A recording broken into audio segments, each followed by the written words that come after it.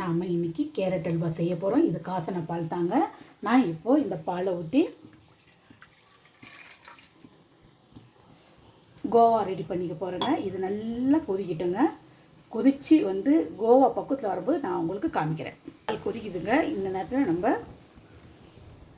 நல்லாவே ஸ்லோ பண்ணி வச்சுக்கலாம். நல்லா கிளறி விட்டுட்டு திக்னஸ் வர வரைக்கும் ரெடி பண்ணிக்கலாம். கோவாவாக வர வரைக்கும் ரெடி பண்ணிக்கலாம்.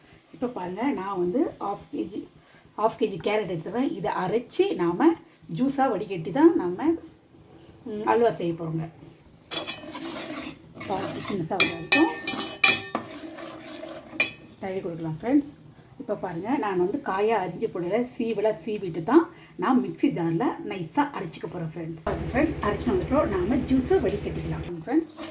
150 பாலுக்கு இந்த அளவுக்கு தான் திக்னஸான ஒரு கோவா ரெடி ஆகிருக்குங்க. நான் கேரட் கம்மியாக இருந்ததால் நான் 1 டம்ளர் பால் தான் ஊற்றினேங்க. இங்கே பாருங்கள் ஃப்ரெண்ட்ஸ், நம்ம கேரட்டு ஜூஸாக எடுத்து வச்சுக்கணுங்க. இதில் வந்து அதிக சுகர் போட்டால் திகுட்டுன்றதால நான் ஒரு 100 கிராம் சுகர் எடுத்து வச்சுருக்கேங்க. பாதாமும் முந்திரி வச்சுருக்கேன். நான் முழுசாக போட பதிலாக நான் இதை கட் பண்ணிக்குவேன். ஃபஸ்ட்டு நம்ம சர்க்கரையை அரைச்சி வந்துடலாம் ஃப்ரெண்ட்ஸ். நான் 3 ஸ்பூன் நெய் மட்டும் தான் சேர்க்க போகிறேங்க. மீதி கொஞ்சம் ஆயில் சேர்க்க போகிறேங்க. திகட்டிடுன்றதுக்காக நான் இந்த அளவு தான் விடுறேன். மீதி ஒரு 50 ml நாம் ஆயில் சேர்த்துக்கலாம். 3 ஸ்பூன் கீ, 3 ஸ்பூன் ஆயில் சேர்த்துருங்க. மொத்தம் 50 ml. நாம் இப்போ எப்படி செய்யலாம்னு பார்க்கலாம் வாங்க. கோவா ரெடி ஆகிடுச்சு. நம்ம ஊற்றின 1 டம்ளர் பாலுக்கு 2 ஸ்பூன் கோவா ரெடி ஆகிருக்குங்க. நாம் வந்து பாலை கேரட்லேயே அப்படியே ஊற்றலாம். கேரட் சீவல் போட்டுட்டு நம்ம அதுலேயே பாலோடு வேக வைக்கலாம். அது வேறு டேஸ்ட்டுங்க. இப்போ நம்ம ஜூஸ் எடுத்து இதோடு சேர்க்க போகிறோம். இப்போ கேரட் ஜூஸை வந்து இதில் சேர்த்துடலாம். இதில் கொஞ்சமாக நம்ம வச்சுக்கலாம். இதில் கொஞ்சம் கார்ன்ஃப்ளவர் மாவை ஆட் பண்ணுறதுக்காக. இந்த ஸ்டேஜில் நான் கோவா ஆகிட்டு பிறகு ஸ்டவ் ஆஃப் பண்ணியிருந்தேங்க. இப்போ ஆன் பண்ணிக்கலாம். நான் 2 ஸ்பூன் அளவுக்கு கார்ன்ஃப்ளவர் போட்டுக்கலாம். இதை நல்லா மிக்ஸ் பண்ணிக்கலாம் ஃப்ரெண்ட்ஸ். மிக்ஸ் பண்ணிட்டு காமிக்கிறேங்க. நாம் கோவாவோட கேரட்டும் ஜூஸும் கொதிக்கிட்டுங்க. இது கொஞ்சம் திக்காக வந்த பிறகு நம்ம கார்ன்ஃப்ளவரும் சுகரும் ஆட் பண்ணிக்கலாம். இந்த ஸ்டேஜில் நாம் முந்திரியும் பாதாமும் நமக்கு தேவையான சைஸில் கட் பண்ணிக்கலாம் ஃப்ரெண்ட்ஸ். கார்ன்ஃப்ளவரை நல்லா மிக்ஸ் பண்ணிட்டோம். இந்த ஸ்டேஜில் பாருங்கள், நம்ம ஊற்றின கேரட்டும் கோவாவும் ஒரு திக்னஸ் வந்துடுச்சுங்க. இந்த ஸ்டேஜில் நாம் கார்ன்ஃப்ளவரையும் கேரட் ஜூஸோடு ஊற்றிருக்கோம். இது நல்லா மிக்ஸ் பண்ணிக்கலாம். சரிங்களா?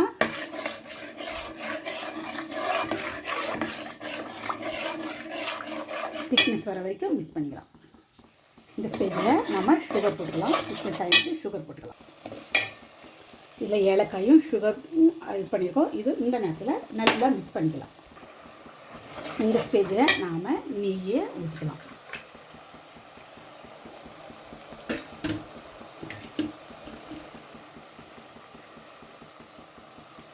கொஞ்சம் கொஞ்சமாக ஊற்றிக்கலாம் ஃப்ரெண்ட்ஸ்.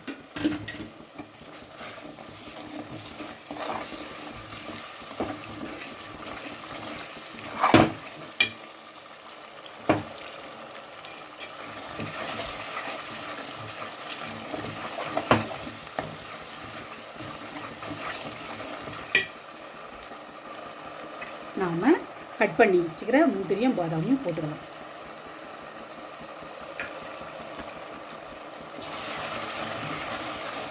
ஃபுல் ஃப்ளோவில் வச்சுருங்க. இந்த ஸ்டேஜில் நாம் ஸ்டவ் ஆஃப் பண்ணிடலாம். இது போதும் ஃப்ரெண்ட்ஸ். இதுக்கு மேலே நெய் ஆயில் ஊற்றணும்னா திகட்டிடுங்க. இது ஓகே. இப்போ நாம் ஒரு பாத்திரத்தில் மாற்றிக்கலாம்.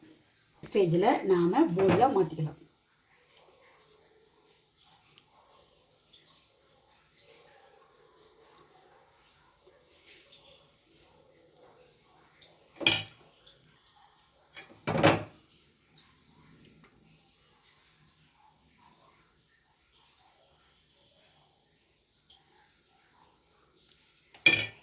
இங்கே பாருங்கள், பாதாம் ரெடி. நமக்கு ஒரு 20 நிமிஷம் போதும் ஃப்ரெண்ட்ஸ். நம்ம கேரட்டு அல்வா செஞ்சதுக்கு அல்வா ரெடி ஆயிடுச்சுங்க. இப்போ நம்ம டேஸ்ட் பார்க்கலாம்.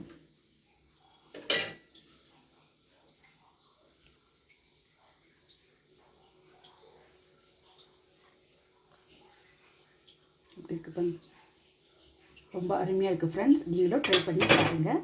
அடுத்த ரெசிபியில் பார்க்கலாம் ஃப்ரெண்ட்ஸ்.